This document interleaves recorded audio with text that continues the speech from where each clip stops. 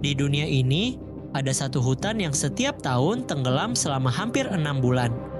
Bukan sekadar banjir biasa, tapi seluruh ekosistemnya berubah total.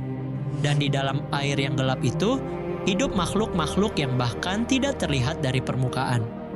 Tempat ini nyata. Ini Sungai Amazon. Sungai Amazon adalah sungai terbesar di dunia berdasarkan volume air. Panjangnya lebih dari 6.400 km, mengalir dari pegunungan Andes di Peru hingga ke Samudra Atlantik. Yang membuatnya ekstrim, sekitar 20% air tawar yang mengalir ke laut di seluruh dunia berasal dari satu sistem ini saja. Artinya, satu sungai ini memegang peran besar dalam sirkulasi air global. Di sekelilingnya, terbentang hutan Amazon, hutan hujan terbesar di dunia. Luasnya hampir setengah dari benua Amerika Selatan. Kalau dibandingkan, kawasan ini jauh lebih besar dari hutan tropis di Indonesia, Malaysia, dan Brunei yang tergabung dalam Sundaland. Dan yang lebih mencolok, lebih dari 3 juta spesies hidup di dalamnya. Banyak di antaranya bahkan belum pernah tercatat secara ilmiah. Di dalam sistem besar ini, ada wilayah yang terlihat seperti dunia berbeda. Salah satunya adalah Sungai Negro, dengan air berwarna gelap seperti teh. Di sepanjang alirannya, terdapat gugusan pulau sungai seperti Kepulauan Anavilanas dan Mariua. Pulau-pulau ini tidak tetap. Saat air naik, mereka bisa hilang sepenuhnya. Saat air surut, mereka muncul kembali. Fenomena ini sebenarnya dimulai jauh dari sini, di pegunungan Andes. Di puncak-puncak gunung, air tersimpan dalam bentuk es. Ketika suhu meningkat, es mulai mencair. Airnya mengalir turun melalui lereng, masuk ke anak-anak sungai kecil, lalu bergabung menjadi aliran yang lebih besar, hingga akhirnya membentuk Sungai Amazon. Ketika musim hujan datang, situasinya berubah drastis. Curah hujan di wilayah ini tidak lagi dihitung dalam sentimeter tapi dalam meter. Air hujan yang turun bergabung dengan lelehan es dari pegunungan membuat volume air meningkat sangat cepat. Sungai meluap dan wilayah yang sebelumnya daratan mulai tenggelam. Pulau-pulau hilang di bawah air, yang tersisa hanya ujung-ujung pohon yang terlihat di permukaan. Selama berbulan-bulan, lantai hutan berubah menjadi dasar sungai. Ini bukan sekadar genangan.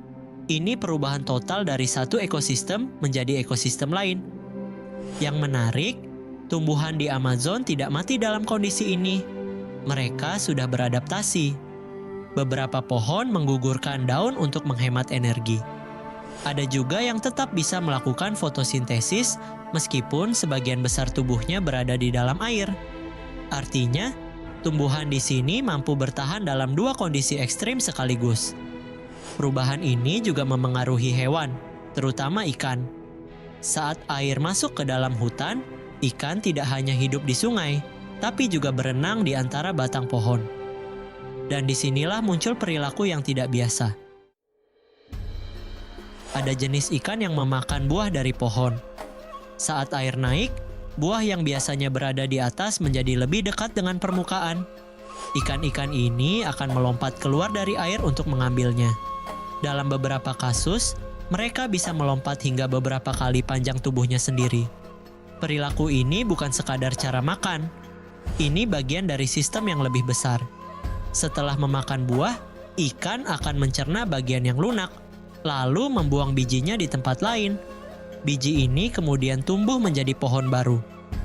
Penelitian menunjukkan bahwa lebih dari 200 spesies ikan di Amazon berperan dalam proses ini. Artinya, ikan bukan hanya bagian dari rantai makanan, tapi juga membantu menyebarkan hutan itu sendiri. Namun, di balik kelimpahan makanan, ada masalah yang tidak terlihat. Air di wilayah ini sering kekurangan oksigen. Penyebabnya berasal dari daun-daun yang jatuh ke air. Daun tersebut membusuk, dan proses pembusukan ini dilakukan oleh bakteri. Dalam prosesnya, bakteri menggunakan oksigen dalam jumlah besar. Semakin banyak daun yang membusuk, semakin sedikit oksigen yang tersisa di dalam air. Akibatnya, air menjadi gelap dan kandungan oksigennya sangat rendah. Dalam kondisi seperti ini, banyak hewan tidak bisa bertahan jika hanya mengandalkan oksigen yang terlarut di air. Beberapa spesies akhirnya mengembangkan cara lain untuk hidup. Salah satu contohnya adalah belut listrik. Hewan ini dikenal karena kemampuannya menghasilkan sengatan hingga sekitar 600 volt, cukup untuk melumpuhkan mangsa. Namun di balik itu, ada fakta penting. Belut listrik tidak sepenuhnya bernapas di dalam air. Ia harus naik ke permukaan secara berkala untuk mengambil udara langsung. Oksigen dari udara tersebut kemudian diserap melalui jaringan khusus di dalam tubuhnya.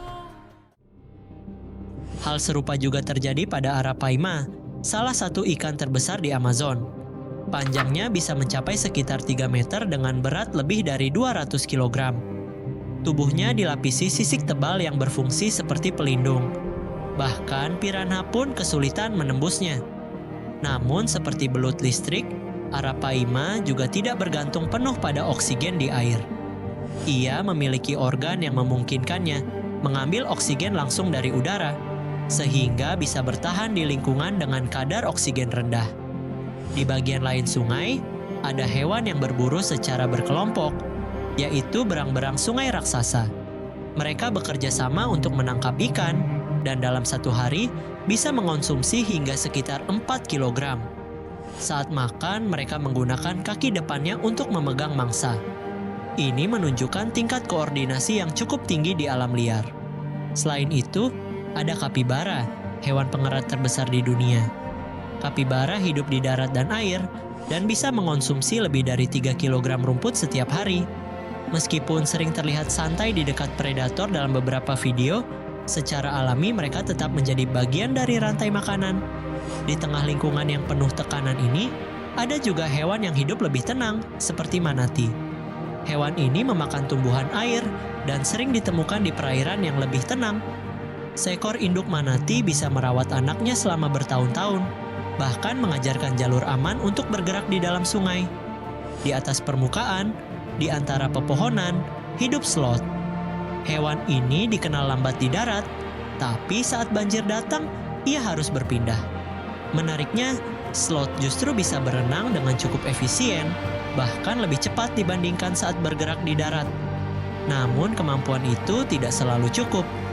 Di dalam air, ada predator yang jauh lebih besar. Salah satunya adalah anaconda. Ular ini bisa mencapai panjang sekitar 9 meter dengan berat ratusan kilogram. Ia berburu dengan cara melilit mangsanya hingga tidak bisa bernapas. Setelah mendapatkan mangsa besar, anaconda tidak perlu makan lagi dalam waktu lama.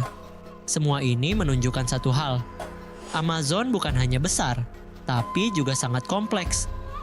Setiap makhluk hidup di dalamnya harus beradaptasi dengan kondisi yang terus berubah. Dan yang menarik, semua yang kita lihat ini baru sebagian kecil. Karena jika kita melihat ke masa lalu, makhluk yang pernah hidup di sini ukurannya jauh lebih besar. Kalau kondisi Amazon sekarang saja sudah terasa ekstrim, yang terjadi di masa lalu jauh lebih besar skalanya. Jutaan tahun yang lalu, wilayah ini dihuni oleh makhluk-makhluk yang ukurannya jauh melampaui hewan modern. Dan yang menarik, mereka hidup di lingkungan yang secara struktur mirip dengan Amazon sekarang, rawa, sungai, dan hutan basah yang luas. Salah satu contohnya adalah Stupendemis, kura-kura raksasa yang pernah ditemukan di wilayah Amerika Selatan. Fosilnya dipelajari oleh paleontolog seperti Edwin Cadena, yang mengungkap bahwa hewan ini hidup sekitar 5 hingga 6 juta tahun yang lalu. Ukuran cangkangnya bisa mencapai sekitar 3,3 meter. Untuk membayangkannya, panjang itu hampir setara dengan sebuah mobil kecil. Dari bentuk rahangnya, para peneliti menyimpulkan bahwa Stupendemis adalah pemakan tumbuhan air. Cangkangnya yang tebal membuatnya tetap stabil saat berada di dalam air, berbeda dengan penyu modern yang lebih ringan dan aktif berenang. Namun Stupendemis bukan satu-satunya makhluk besar di masa itu. Jika kita mundur lebih jauh ke sekitar 60 juta tahun lalu, pada periode Paleosen, ada satu spesies yang sering disebut sebagai ular terbesar yang pernah hidup di bumi, Titanoboa. Fosil Titanoboa pertama kali ditemukan di Kolombia oleh tim peneliti yang dipimpin oleh Carlos Jaramillo.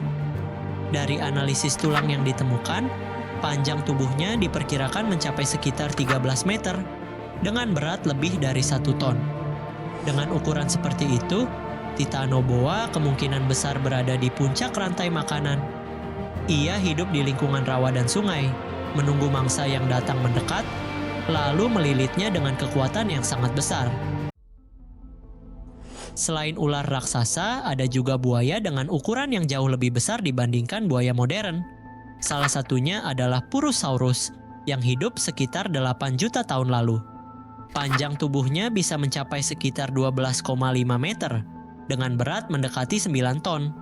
Penelitian mengenai kekuatan gigitan buaya yang dilakukan oleh ilmuwan seperti Gregory Erickson menunjukkan bahwa buaya besar memiliki tekanan gigitan yang sangat kuat. Dalam kasus Purosaurus, kekuatannya cukup untuk memangsa hewan besar yang hidup di sekitarnya. Namun, tidak semua buaya purba berburu dengan cara seperti itu. Ada satu spesies unik bernama Mourasuchus. Bentuknya berbeda dari buaya pada umumnya. Moncongnya lebar dan datar, dengan deretan gigi kecil yang tidak cocok untuk merobek mangsa besar. Para peneliti memperkirakan bahwa Mourasuchus memiliki cara makan yang berbeda. Ia kemungkinan besar mengambil air dan lumpur dalam jumlah besar, lalu menyaringnya untuk mendapatkan makanan kecil, seperti ikan kecil atau organisme lainnya. Cara ini mirip dengan cara makan bebek atau pelikan. Ini menunjukkan bahwa bahkan dalam kelompok yang sama, evolusi bisa menghasilkan strategi yang sangat berbeda. Dari semua contoh ini, muncul satu pola yang jelas. Banyak hewan di wilayah Amazon, baik di masa lalu maupun sekarang, memiliki ukuran yang sangat besar. Pertanyaannya, kenapa? Dalam biologi ada istilah gigantisme. Ini adalah kondisi di mana suatu spesies berkembang menjadi jauh lebih besar dibandingkan ukuran rata-rata kelompoknya. Gigantisme tidak terjadi secara acak. Ada beberapa faktor yang membuat kondisi ini memungkinkan. Faktor pertama adalah iklim. Amazon memiliki suhu yang relatif stabil, hangat, dan lembab sepanjang tahun. Untuk hewan berdarah dingin seperti reptil, kondisi ini sangat menguntungkan. Mereka tidak perlu mengeluarkan banyak energi untuk menjaga suhu tubuh, sehingga energi yang ada bisa digunakan untuk pertumbuhan. Faktor kedua adalah kondisi suhu di masa lalu. Penelitian paleoklimat menunjukkan bahwa pada periode Paleosen, suhu di wilayah seperti Amazon bisa mencapai sekitar 30 hingga 34 derajat Celcius. Ini sedikit lebih tinggi dibandingkan suhu rata-rata saat ini.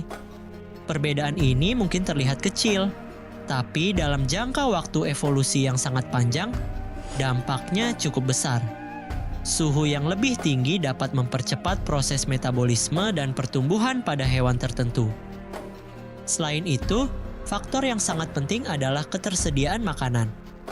Amazon dikenal sebagai salah satu ekosistem dengan keanekaragaman hayati tertinggi di dunia. Ribuan spesies ikan, tumbuhan, dan hewan lainnya membentuk jaringan makanan yang sangat kompleks. Dalam sistem seperti ini, energi tersedia dalam jumlah besar dan relatif stabil. Ini memungkinkan hewan untuk tumbuh besar karena kebutuhan makan mereka bisa terpenuhi secara konsisten. Jika semua faktor ini digabungkan, iklim yang stabil, suhu yang mendukung, kadar oksigen yang cukup, dan makanan yang melimpah, hasilnya adalah lingkungan yang sangat ideal untuk munculnya hewan-hewan berukuran raksasa. Dan yang menarik, sebagian kondisi ini masih ada hingga sekarang. Itulah sebabnya Amazon tetap menjadi salah satu ekosistem paling kompleks di bumi. Banyak spesies sudah ditemukan, tapi masih banyak juga yang belum benar-benar dipelajari. Para ilmuwan masih terus melakukan penelitian di wilayah ini, dan hampir setiap tahun, spesies baru kembali ditemukan. Ini menunjukkan bahwa sistem Amazon belum sepenuhnya kita pahami. Artinya, kemungkinan masih ada banyak hal yang belum kita lihat. Karena di tempat seperti Amazon, yang terlihat di permukaan hanyalah sebagian kecil dari keseluruhan. Sisanya masih tersembunyi. Kalau kamu berada di lingkungan seperti ini, dengan air yang bisa naik berbulan-bulan, predator besar di mana-mana, dan sistem yang terus berubah, Menurut kamu, berapa lama manusia biasa bisa bertahan di sana?